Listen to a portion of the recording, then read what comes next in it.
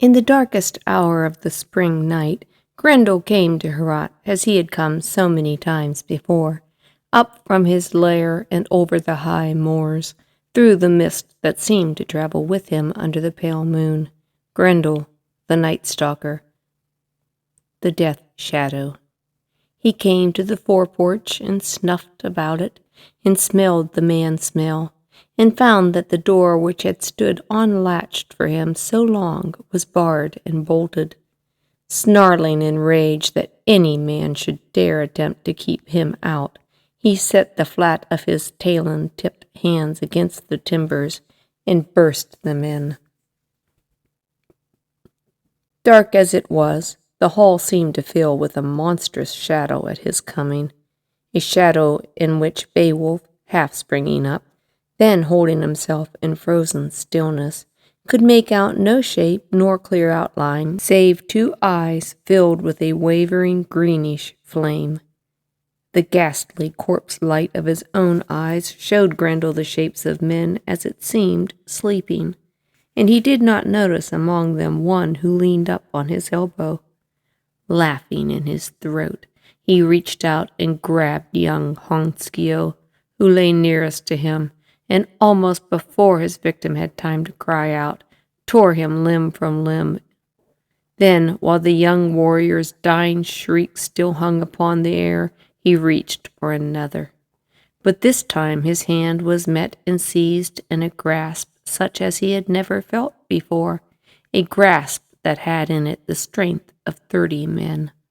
And for the first time, he who had brought fear to so many caught the taste of it himself, though at last he met, knowing that at last he had met his match and maybe his master.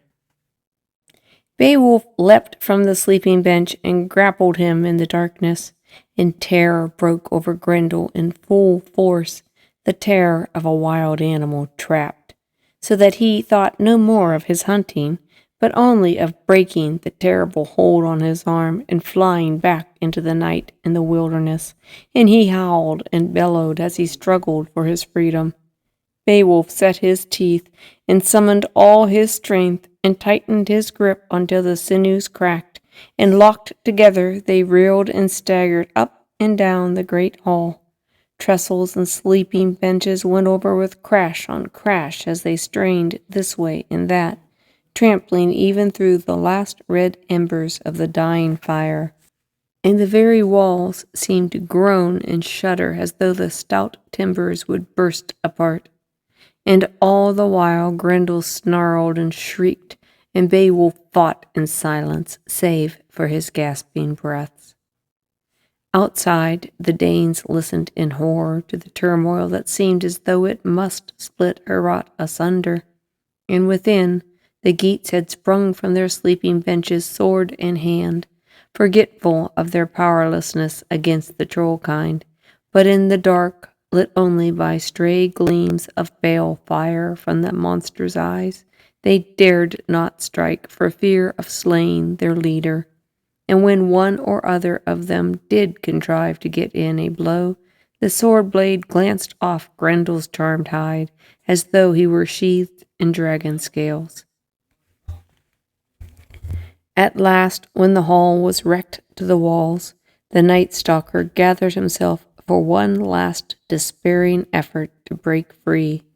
Beowulf's hold was as fierce as ever, yet none the less the two figures burst apart, and Grendel, with a frightful shriek, staggered to the doorway and through it, and fled wailing into the night, leaving his arm and shoulder torn from the roots in the hero's still unbroken grasp. Beowulf sank down, sobbing for breath on a shattered bench, and his fellows came crowding round him with torches rekindled at the scattered embers of the fire. And together they looked at the thing he held across his knees. "He is surely dead as though he lay here among the benches." "Hrothgar is avenged at all events," said Beowulf. "Let us hang up this thing for a trophy, and a proof that we do not boast idly as the wind blows over." So in triumph they nailed up the huge scaly arm on one of the roof beams above the high seat of Hrothgar. The first thin light of day was already washing over the moors, and almost before the grisly thing was securely in place, the Danes returned to Heorot. They came thronging in to beat Beowulf in joyful acclaim upon his bruised and claw-marked shoulders, and gaze up in awe at the huge arm whose taloned fingers seemed even now to be striving to claw down the roof beam. Many of them called for their horses and followed the blood trail that Grendel had left in his flight up the tilled land and over the moors until they came to the deep sea inlet where the monster had his lair, and saw the churning waves between the rocks, all fouled and boiling with blood. Meanwhile, others set all things on foot for a day of rejoicing, and the young men wrestled together and raced their horses against each other, filling the day with merrymaking, while the king's harper walked to and fro by himself under the apple trees, making a song in praise of Beowulf, ready for the evening's feasting, which this night would not end when darkness fell. At last Hrothgar and his queen came from their own place, with his chief thanes and her women behind them, to hear the story of the night's battle and to gaze up at the bloody trophy nailed to the roof beam. I hoped to force the night prowler down to one of the sleeping benches and there choke the foul life out of him, Beowulf said, rubbing his shoulders.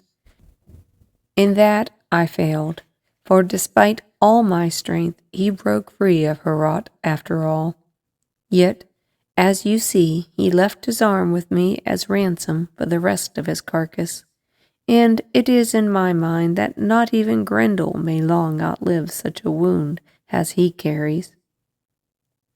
Hrothgar gazed long and silently at the arm, then brought his gaze down to the face of the young warrior, and his eyes were bright as they had not been for many a long day.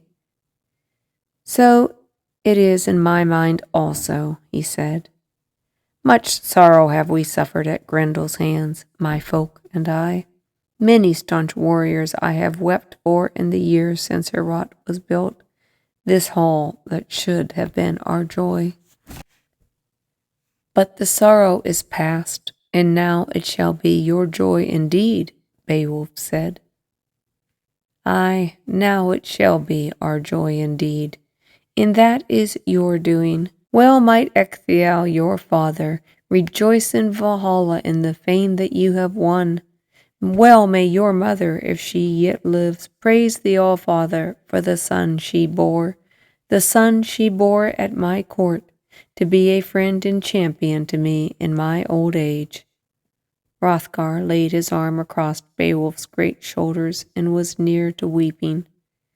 From this day forward you shall be a son to me in love, and there is nothing that I would give to my own sons that you may not have from me for the asking. The hall was cleared of all signs of the struggle that had raged in the night. Fresh fern was strewn about the hearths. Benches and trestle boards were brought in to replace those that had been broken, and the walls were hung with new embroideries from the chest in the women's quarters, on which the cunning worm knots and serpent-tailed birds glimmered with gold in the light of the rekindled fires, and hasty preparations were made for a feast such as not been known in Heorot before, even on the first night of all. Hrothgar made Beowulf sit beside him in the high seat, and all down the hall Danes and Geats sat side by side, drinking deep to Beowulf the hero from great mead horns, and making loudly merry, only falling silent to listen while the harper sang the triumph song that he had made under the apple trees earlier that day. When the feasting was at its height, Hrothgar called to certain of his thanes. Now the time has come for gift-making. Go now, my friends, and bring in those gifts I have made ready for the Geatish champions who have so nobly earned them. And the men went out, and returned, bowed under the weight of the precious things they bore, and set them down in a gleaming pile before the king. Then the king gave to Beowulf a magnificent gold-embroidered banner, and a helmet, and a battle-sark, and a drinking cup, all curiously worked with gold, and a great heavy sword, wrought by the dwarf kind long ago in the dark caverns beneath the earth. Then 8 splendid horses were led into the hall and brought to the Geatish leader to touch their proud crests in token of acceptance. And on the foam-white back of the finest of them was strapped Hrothgar's own war-saddle, gold-sheathed and rich with red coral and yellow Baltic amber. For each of Beowulf's companions also there was a sword as fine as their leaders. 14 swords, said Hrothgar, as he gave the last into the last warrior's hand. Sorely I grieve that there is no 15th, but a sword is of little worth to a dead man, and so for Honskill, who died last night, this. And he held out to Beowulf a bag of gold arm rings that had been weighed out earlier that day. The war guild for a brave man, for his kinsfolk who wait for him in Geatland, where he will not come again. The day that we land on our own shore, before evening of that day, shall the gold in the king's words be with Honskio's kindred, Beowulf said. But though the young warrior was avenged, his heart was sore as he laid the gold with his own gifts, that he must go home with one lacking from the brotherhood. While the horses still trampled and tossed their heads and snorted at the firelight, the curtains over the bower doorway parted as they had done last evening, and Wealhtheow, the queen, came through in her crimson robe, walking tall under the royal goldwork on her head, and her women following behind her. She carried the mead cup to the king her lord, as she had done before, and held it for him to drink. You have made your gifts to this new son that you have taken to your heart, she said, smiling. And now it is my turn, and I have brought gifts of my own from the women's quarters. And she turned to Beowulf and held the cup out to him also. For the thing that you have done for us, may you live valiant and beloved to the end of your days. My sons are your brothers now. Be a friend and a brother to them in their need, for they could find none better in all the world. Then from the women who followed her, she took 2 gold arm rings, each fit for an earl, and a sark of link mail, so fine that it hung from her hands as in folds of silk, and glimmered living silver as a salmon's skin.